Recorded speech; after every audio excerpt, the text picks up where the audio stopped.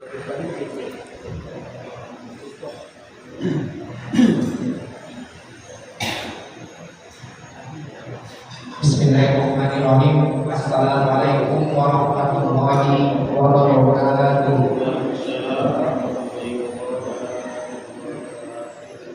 Alhamdulillahirabbil alamin wassalatu wassalamu ala asyrofil anbiya'i wal mursalin wa ala alihi wa ashabihi wasallama ajmain. Amma ba'du. Yang terhormat Ustaz Haji Dedi Setiawan SAG, yang kami hormati Ketua Pengurus Masjid Nurul Hasanah, yang kami hormati orang-orang tua kami, tokoh masyarakat, alim ulama, serta bapak ibu jamaah sholat maghrib rahimahullah. Puji dan syukur kita sampaikan kehadirat Allah Subhanahu wa taala atas limpahan rahmat dan karunia-Nya. Kita dapat hadir di tempat yang mulia ini dalam rangka menghadiri majelis ilmu. Salawat dan salam kita sampaikan kepada baginda Nabi Muhammad SAW dengan mengucapkan Allahumma sholli ala sayyidina Muhammad wa ala ali sayyidina Muhammad. Pertama-tama kami dari pengurus Masjid Nurul Hasanah mengucapkan terima kasih kepada Bapak dan Ibu jamaah sholat maghrib yang telah hadir di tempat yang mulia ini. Semoga amal ibadah yang kita kerjakan pada malam hari ini diridhoi oleh Allah Subhanahu wa taala dan menjadi sababiah turunnya rahmat Allah Subhanahu wa taala. Amin amin ya rabbal alamin. Marilah kita bersama-sama mendengarkan wasiat yang akan disampaikan oleh Al-Mukarram Ustaz Haji Dedi Setiawan SAG. Kepada Al-Ustaz kami persilakan.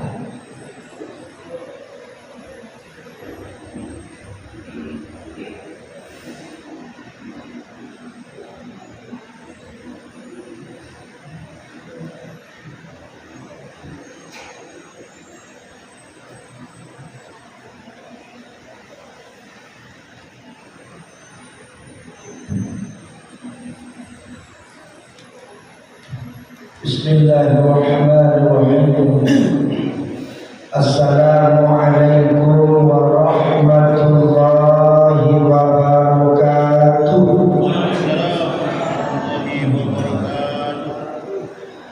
Alhamdulillahi rabbil alamin,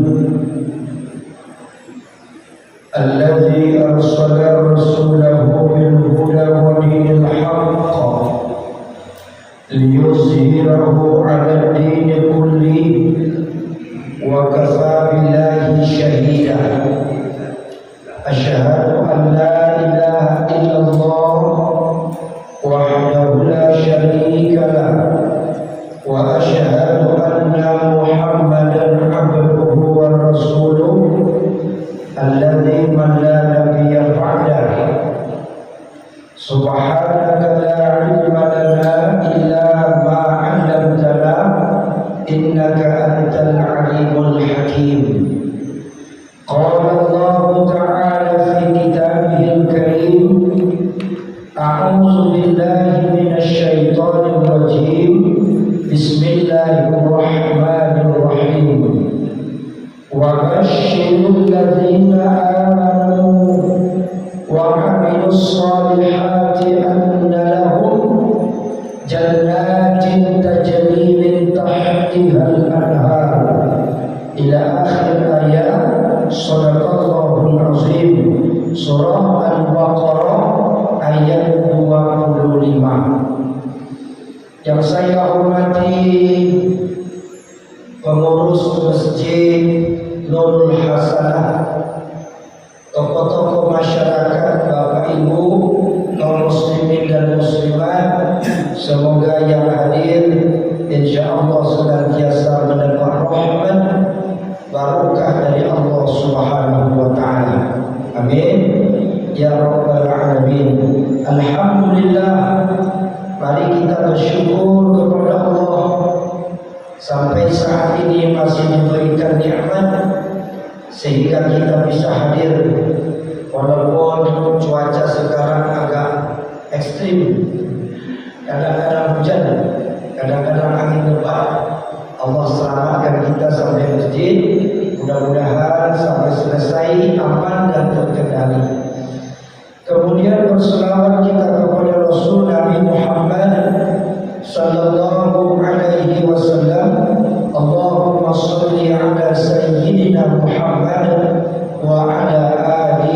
Sayyidina Muhammad.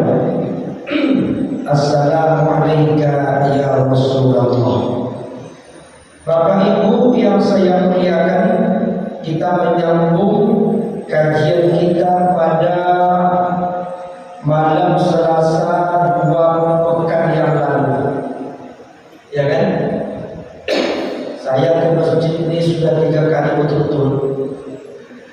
Malam sekali, kemarin Jumat, sekarang malam lagi. Jadi insya Allah masih ingat apa tema kajian kita pada pertemuan yang lalu? Hah? Masih ingat? Apa tuh? Al-Baqarah 25. Tentang apa? Amalan-amalan yang paling dicintai oleh Allah. Amalan-amalan yang paling dicintai oleh Allah. Dari Ibnu Mas'ud, Ibnu Mas'ud qala, sa'altu ya Rasulullah, aku bertanya kepada Rasulullah, ayyul amalu afdal, apakah amal yang paling afdal, yang paling utama? Di matan hadis yang lain ada kalimat tambahan ahabbu ilallah, amal yang paling dicintai Allah, yang paling utama. Sampai situ kajian kita, dan kita sudah terangkan pada amalan pertama, yaitu as-salatu ala waqtiha. Amal yang paling dicintai oleh Allah adalah solat di awal waktu. Solat awal waktu berapa menit ukurannya? Masih ingat? Kan mengulang-ulang kaji. Kalau lupa ingatkan kembali. 25 menit sampai 40 menit. Itu menurut Imam Asy-Syafi'i dan Imam Malik. Jadi amal yang paling baik solat di awal waktu, dan yang paling utama lagi solat di awal waktu itu di masjid. Kenapa demikian? Banyak manfaat. Pertama, manfaat solat di masjid. Kita solat insya Allah tingkat kekeliruan itu sedikit. Tapi kalau solat di rumah tingkat kekeliruan lupa besar. Kadang sedang solat lupa berapa rakaat. Pernah tak? Pernah tak Bapak Ibu? Allahu Akbar 3 atau 4 ya. Lantas itu Allahu Akbar, selesai. Berapa rakaat sholatnya nggak tahu, lupa. Yang ulang juga, yang tak tahu, tinggalkan. Ujung-ujungnya bertanya sama ustaz, gimana solusinya? Sujud sahwi. Artinya tingkat kekeliruan tinggi kalau sendirian. Kalau di masjid, insya Allah kecil. Kalaupun ada imam yang salah, umpamanya pernah salah imam? Pernah tak? Pernah ya? Pernah imam salah. Kalau imam pernah salah atau sedang salah, ada yang mengingatkan. Itulah makmum. Jadi saling mengingatkan. Kalau kita sholat sendiri yang salah, siapa yang mengingatkan? Itu satu waktu keutamaan sholat masjid di awal waktu. Yang kedua, kalau sholat berjamaah, kita kan punya kelemahan. Apa salah satu kelemahan kita Bapak Ibu yang mesti kita akui? Banyak di antara kita ini, maaf bicara Bapak Ibu ya, tidak menuduh. Banyak di antara kita ini bacaan Quran sholat itu belum benar. belum fasih, makhrajatul huruf belum paham, panjang pendek banyak yang salah, tajwid keliru, belum lagi tanya hukum-hukumnya, apa wajib guna, idgham bil guna, wajib bila guna, ikhfa, izhar, idgham, macam-macam. Hafal tak? Hafal tak kita? Hafal tak? Apa itu ikhfa, apa itu izhar, apa itu idgham bil guna, wajib guna, idgham bil guna, ikhlam, hafal tak? Tahu tak semuanya? Mana man satu alif, mana man tiga alif, hafal tak? Mana kapan berdengung, kapan tidak berdengung, hafal tak? Tak, Ustaz. Baik, kalau tidak, berarti kita mengakui kelemahan bacaan-bacaan solat kita. Kalau ingin sempurna, datang ke masjid, ada imam yang membacakan bacaan kita. Dua, kebutuhan itu kata Rasulullah 27 derajat. Itu dua tu keutamaannya. Tapi Pak Ustaz ada yang bilang begini. Nah, ini kan sebagai kita ada mungkin dengar. Katanya Pak Ustaz, perempuan itu, ibu-ibu ni solat lebih afdal di rumah. Pernah dengar tak? Kalau itu. Sekarang ini banyak masjid-masjid sudah mulai sepi. Orang berdakwah meramaikan masjid, ada yang berdakwah menyepikan masjid. Dilarangnya perempuan ke masjid. Dari mana hadis itu? Asal muasalnya Bapak Ibu, sejarahnya gitu. Ketika Isra Mi'raj turun, Nabi dari Sidratul Muntaha dapat perintah sholat. Nabi ngajak sahabat-sahabat sholat, ramaikan masjid. Ajak sholat berjamaah di masjid. Warka'u ma'ar rakin. Rukulah bersama orang-orang rukuk, itu sudah berjamaah. Kan? Datanglah ke Masjidil Haram, sholatlah dekat Ka'bah. Pulang dari Ka'bah, Masjidil Haram, ibu-ibu ni, perempuan-perempuan ni diganggu sama orang kafir.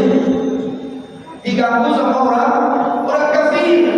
Lalu kemudian perempuan-perempuan muslimah ini datang kepada Rasulullah.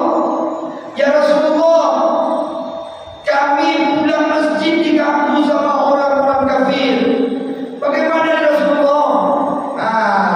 Kalau begitu ibu-ibu lebih afdal sholat di rumah. Paham? Ya Bu? Nah, setelah itu pulang dari situ, Nabi Muhammad berusia 53 tahun, hijrahlah ke Madinah. Yasrib, bangun masjid. Bangun masjid pertama, Masjid Quba. Selesai 4 hari, Senin, Selasa, Rabu, Kamis, Jumat pagi berangkat. Sehingga sebentar antara Quba dengan Yasrib, kota Yasrib. Bangun masjid lagi, dan bukan bangun masjid, solat Jumat di situ. Lalu dibangun oleh Raja Saudi, namanya Masjid Jumat. Terus melakukan perjalanan sampailah ke kota Yasrib. Singkat cerita, Nabi pun membangun masjid kedua, namanya Masjid Nabawi. Masjid Nabawi dibangun, berangsur-angsurlah umat Islam masuk masjid. Orang-orang kafir pun berbondong-bondong masuk Islam. Kemudian Nabi pun berpuasa di Madinah. Setelah Nabi berpuasa di Madinah, Nabi mengeluarkan hadisnya yang diriwayatkan oleh Imam Bukhari dan Muslim. La tamna'un nisa lil masajid. Hai laki-laki, para suami-suami, jangan kalian melarang istri-istri kalian datang ke masjid. Dalam kaidah hukum Islam, apakah itu usul fikih maupun hadis, Al-Quran, namanya nasakh wal mansukh. Nasakh wal mansukh artinya peraturan lama direvisi dengan datangnya peraturan baru. Dulu memang perempuan afdol di rumah. Dan datang peraturan baru menutup peraturan lama. Datang peraturan baru, perempuan jangan dilarang ke masjid.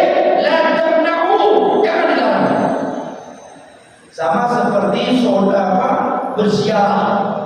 Asal muasal ziarah kubur itu haram bagi perempuan. Asalnya perempuan haram berziarah kubur.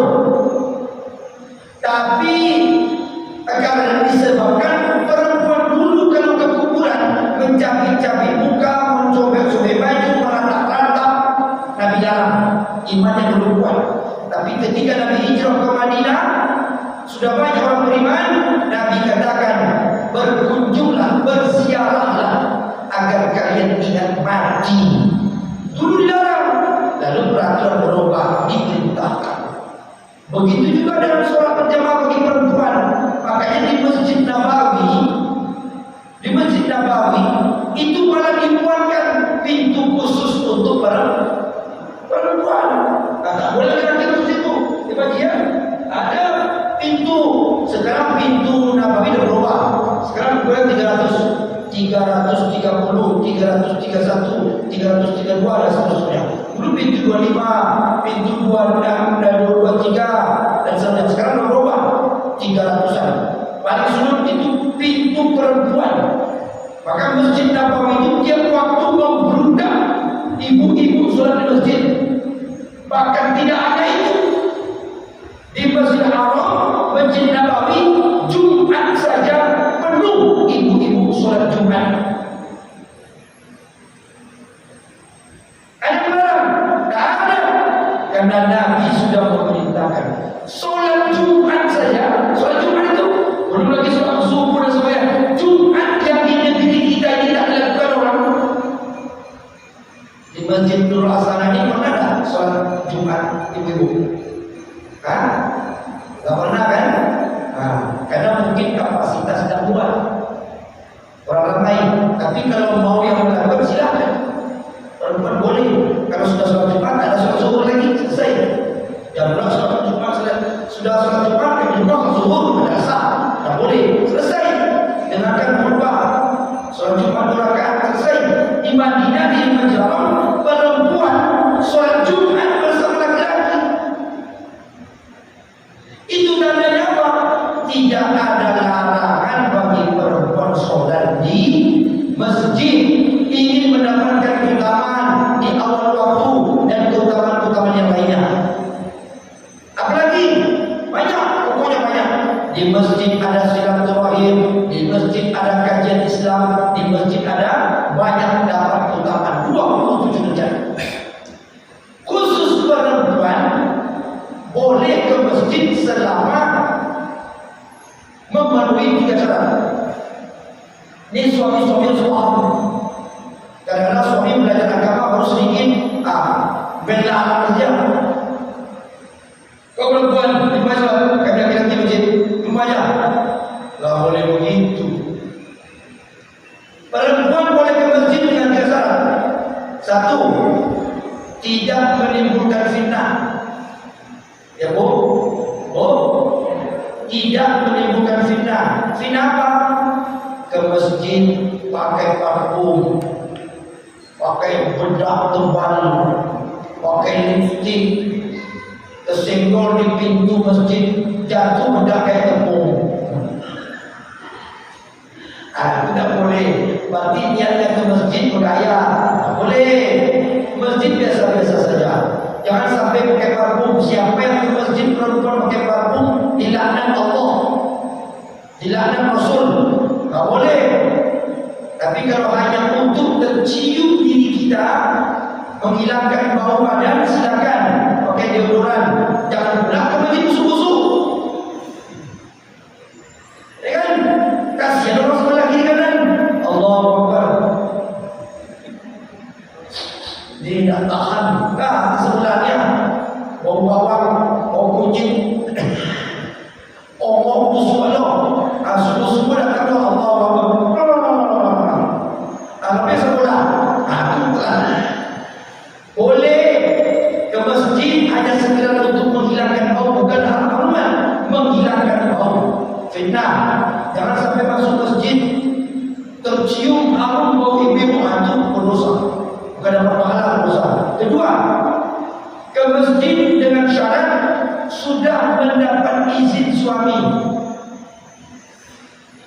suami itu apa artinya Pak Ustaz? Izin suami itu artinya minta persetujuan satu kali saja. Bang, Bapak, ibu panggil suami apa? Abang, Bapak yang bebek. Umpamanya, ya kan? Bang, mulai besok saya nak rajin ke masjid karena ingin berjamaah dan sebagainya. Silakan. Dapat izin suami, silakan. Sekali aja, jangan ke masjid. Subuh bangunkan suami atau suami tak di rumah. Berkata bang, Assalamualaikum. Nak ke masjid, pergilah. Subuh, Assalamualaikum bang, ke masjid. Asar, ke masjid. Katakan lama-lama lagi kamu lagi. Tak begitu minta izin. Sekali saja.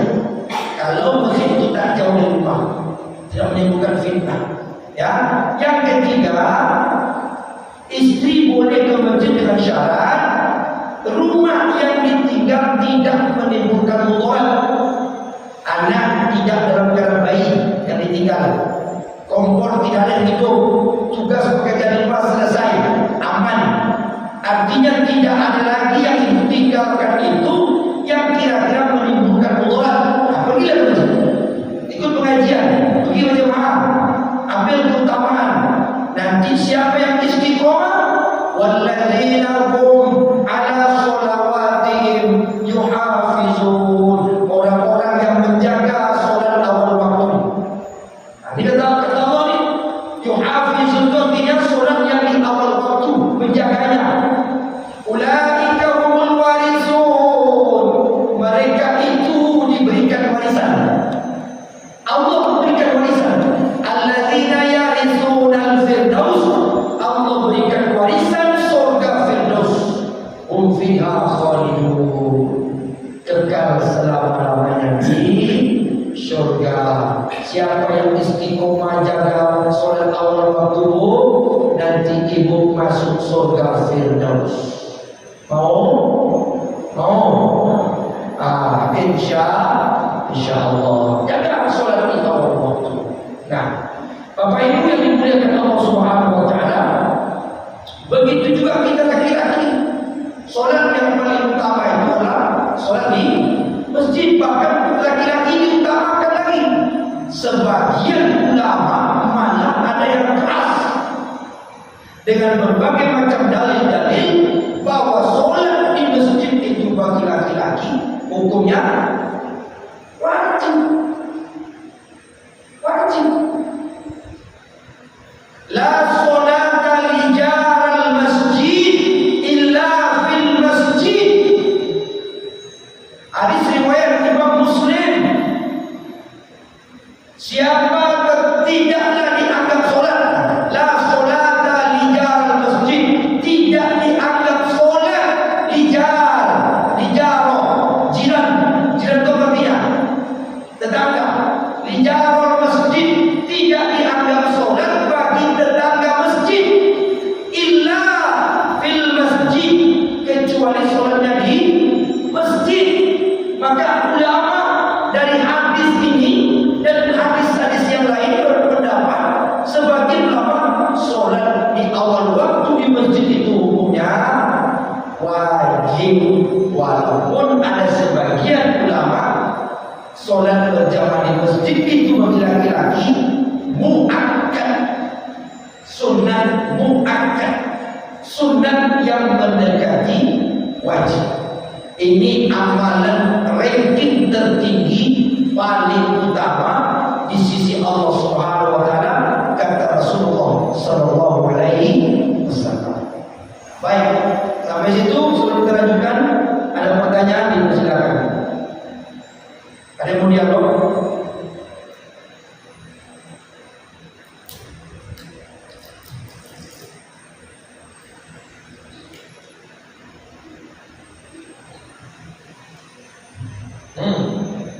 Ada? Paham? Yang kedua, kata Rasulullah, apa amalan yang paling utama? Kata Rasulullah, bir al-walidain, birrul walidain. Bir apa artinya?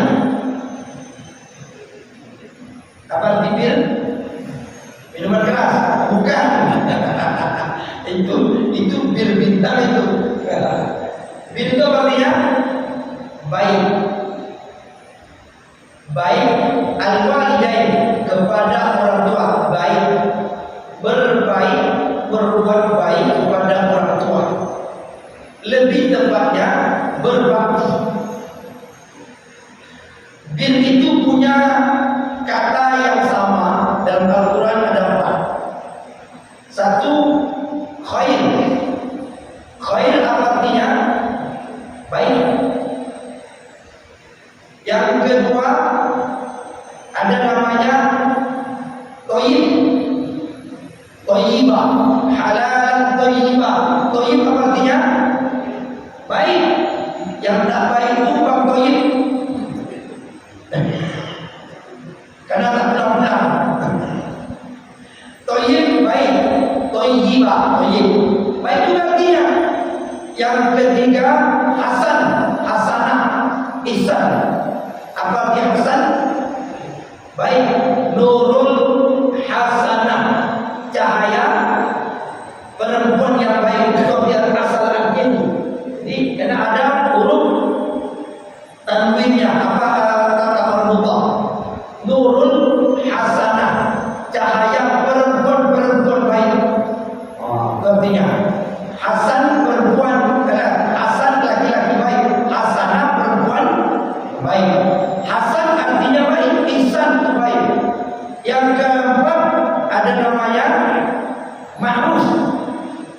Ma'ruf apa artinya? Baik juga. Apa beda ma'ruf, thayyib, khair dengan hasan dibandingkan bil?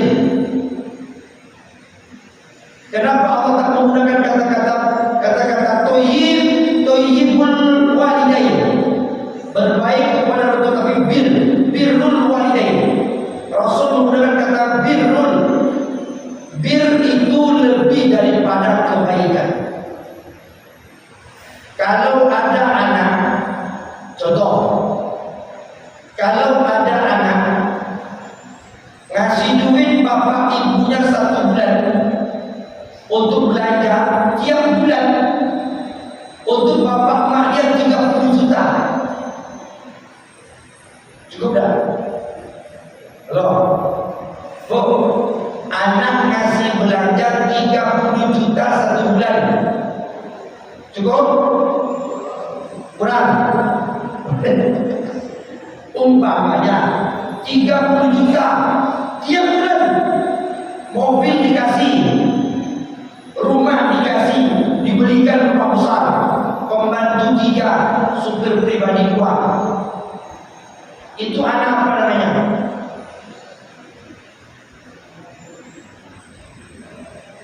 Hah? Itu anak apa namanya? Anak yang berbuat baik. Berbakti tidak dia? Belum tentu. Dia harus paham. Sudah berbakti tidak anak itu kepada kedua orang tuanya yang mengasih duit 30 juta, yang kasih pembantu, yang memberikan rumah besar, kasih mobil mewah? Apakah itu termasuk anak berbakti? Belum. Itu anak berbuat baik. Jadi yang berbakti itu yang mana? Berbakti itu orientasinya adalah cinta kasih sayang. Sering datang ke rumah orang tua, kunjungi dia, peluk, cium, sungkem kalau bahasa Jawanya, duduk baik-baik, cerita dengan mak bapak, cerita. Tanya dia mau apa, seleranya apa, keinginannya apa. Kalau dia mau pelihara, bawa Pekanbaru. Kalau dia di kampung, bawa Pekanbaru, tinggal sama kita, istimewakan hidupnya.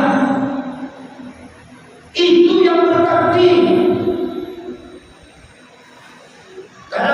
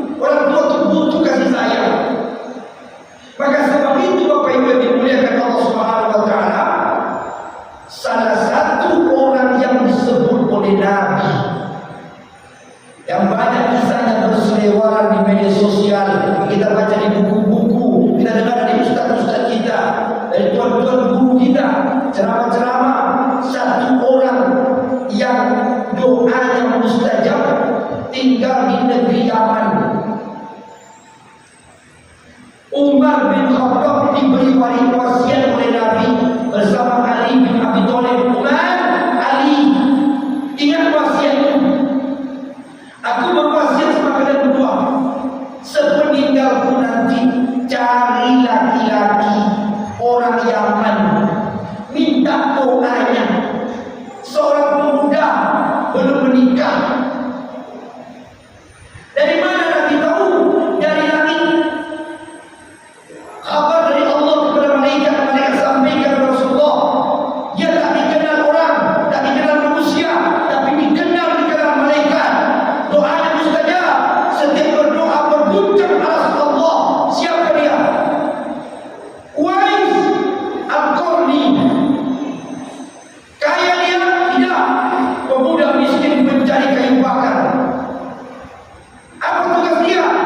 Berbakti untuk ibunya, memandikan ibunya, membuangkan makanan ibunya, memakaikan pakaian ibunya, mencuci cebok kotoran ibunya, menggendong ibunya dari Yaman ke Madinah 500 km, menggendong dari Madinah ke Mekah 500 km, 1000 km digendongnya untuk ibadah haji.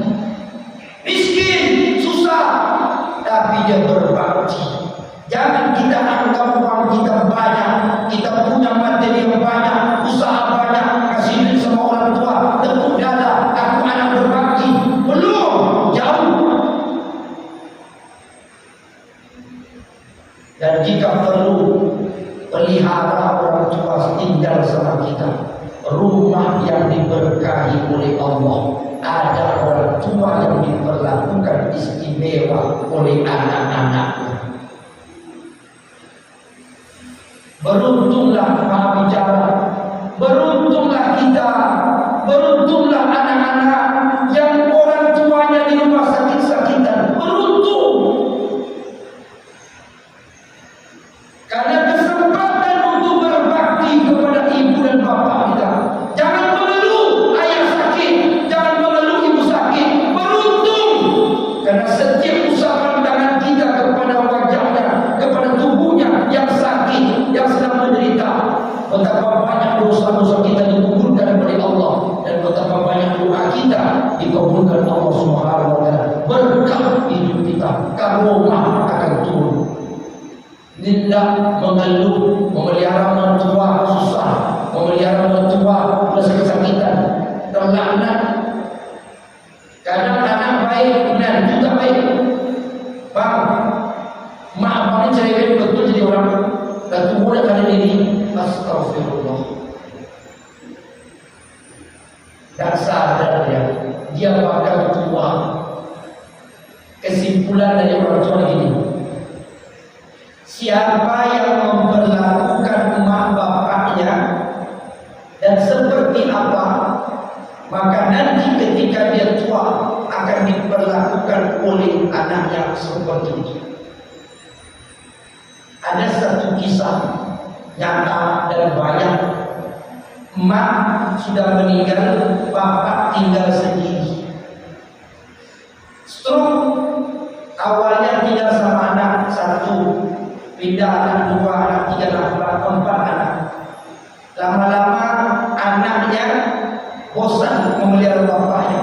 Sepakat mereka membuang bapaknya. Ini terjadi di kabupaten, salah satu kabupaten di provinsi Riau. Tak perlu saya sebut nama daerahnya, nanti tersinggung pula. Dibuang oleh anaknya di kebun sawit orang. Bapaknya sudah stroke, istri sudah meninggal, tak bisa apa-apa, makan pun dah payah. Biasa disuruh anak sakit dibuang. Akhirnya ditemukan sama petani sawit dan melapor sama Pak Kepala Desa, kemudian sampai ke Dinsos, Dinas Sosial turun, diambillah, dibawa ke Panti Jompo. Apa yang dapat kita simpulkan? Anak empat orang anaknya membuang bapaknya.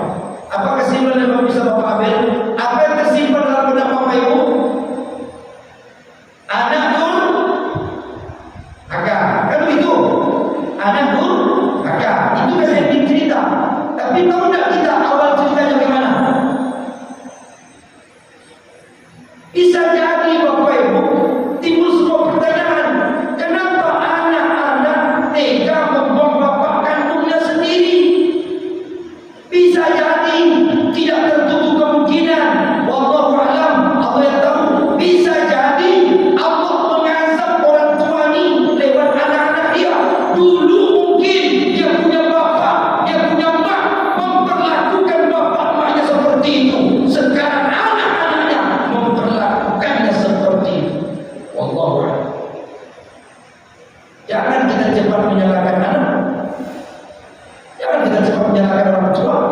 Tengok dulu cerita lengkapnya secara universal lengkap.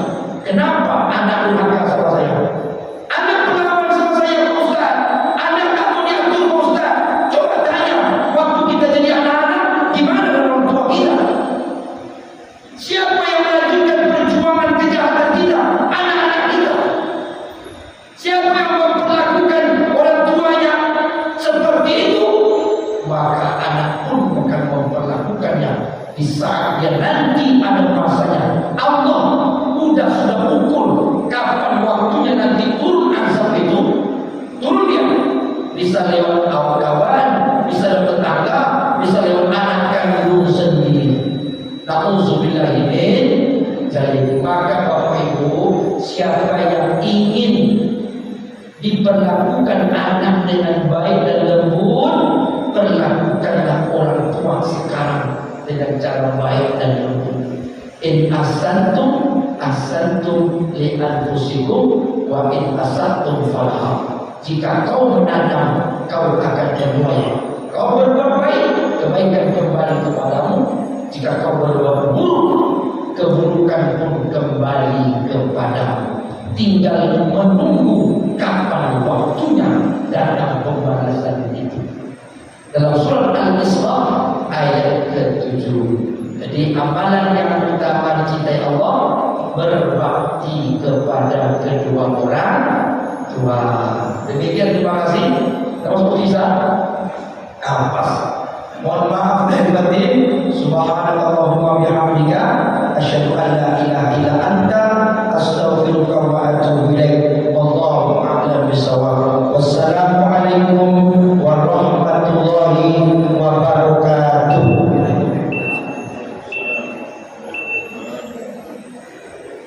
Terima kasih kami ucapkan kepada Al-Mukarram Ustaz Haji Edi Setiawan SAG yang telah menyampaikan ilmu dengan bermanfaat. Semoga kita dapat mengamalkan dalam kehidupan sehari-hari serta menambah rasa keimanan dan ketakwaan kita kepada Allah Subhanahu wa taala.